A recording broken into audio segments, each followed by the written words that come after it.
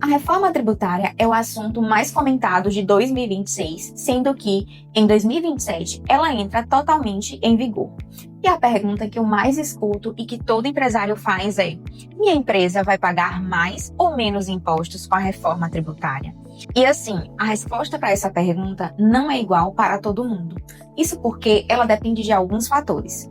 Depende de qual segmento sua empresa atua, depende da forma como sua empresa opera, quem são seus fornecedores, seus clientes, depende também do seu planejamento tributário.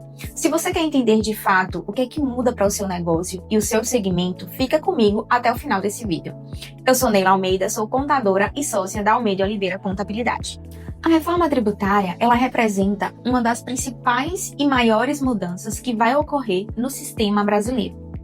Qual a promessa da reforma tributária?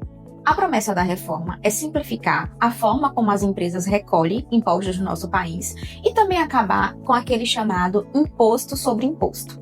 Nesse contexto, algumas empresas poderão ter seus custos com impostos reduzidos, porém outras precisarão de um olhar mais atentos. Precisarão rever sua formação de preços, rever também a margem que se pratica. Nesse contexto, nem todas as empresas são impactadas da mesma forma. Nesse sentido, o que é que você precisa verificar? Você precisa verificar como é a sua operação, ou seja, identificar quem são seus fornecedores, de onde são suas compras, quanto de crédito esse fornecedor vai te permitir. Também é preciso identificar quem é o seu cliente e a forma como ele aproveita o crédito que a sua empresa entrega. Tem que também analisar a sua estrutura de custos. Isso porque a gente tem o creditamento amplo, consequentemente, despesas materiais de uso e consumo poderão ser utilizados para créditos. É dessa forma que nem todo segmento é impactado de forma igual. Lembrando que uso e consumo para as atividades da empresa. Uso e consumo pessoal não entra no creditamento da reforma tributária. Tá, mas e o que são essas despesas de uso e consumo pessoal? São aquelas despesas que nitidamente não é da empresa, está associado à figura do sócio.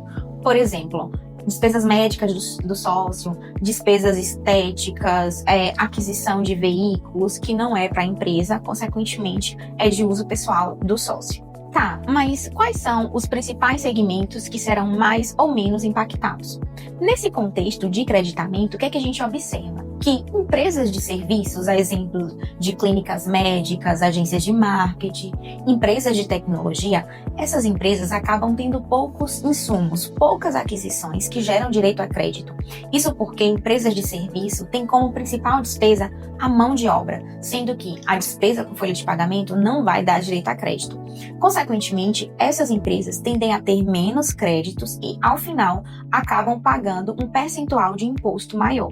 Se serviço acaba sendo um segmento menos beneficiado, por outro lado, o setor de comércio e indústria tem uma promessa que haverá sim uma redução na alíquota efetiva. Isso por conta do creditamento amplo e das despesas que são maiores e também existem maiores possibilidades de crédito nesse setor. Só que existe um ponto de atenção.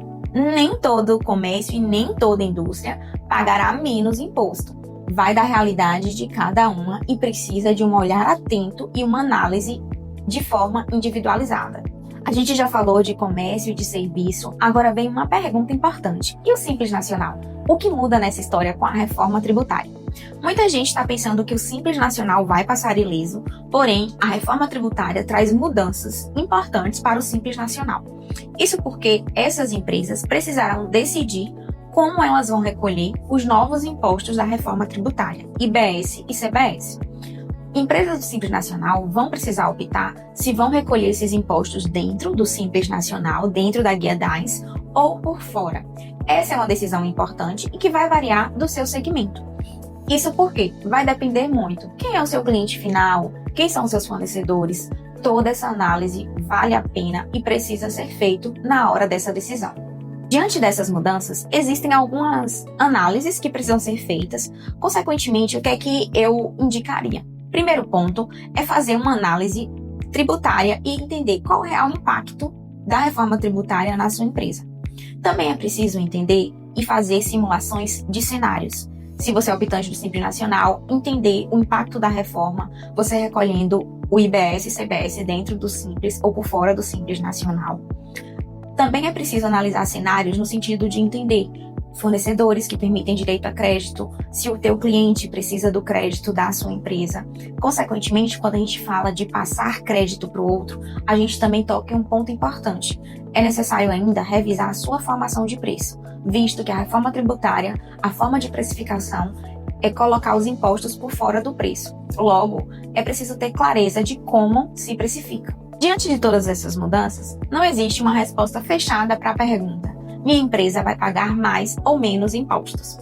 Você, enquanto empresário, precisa olhar para o teu negócio de forma individualizada e entender as mudanças que precisam ser feitas. Um erro que você não pode cometer é deixar para olhar para esse assunto apenas em 2027, quando entram, de fato, em vigor os novos impostos. Nós, da Almeida Oliveira Contabilidade, podemos te ajudar a transformar a reforma tributária em uma oportunidade de decisão de preço, margem e lucro.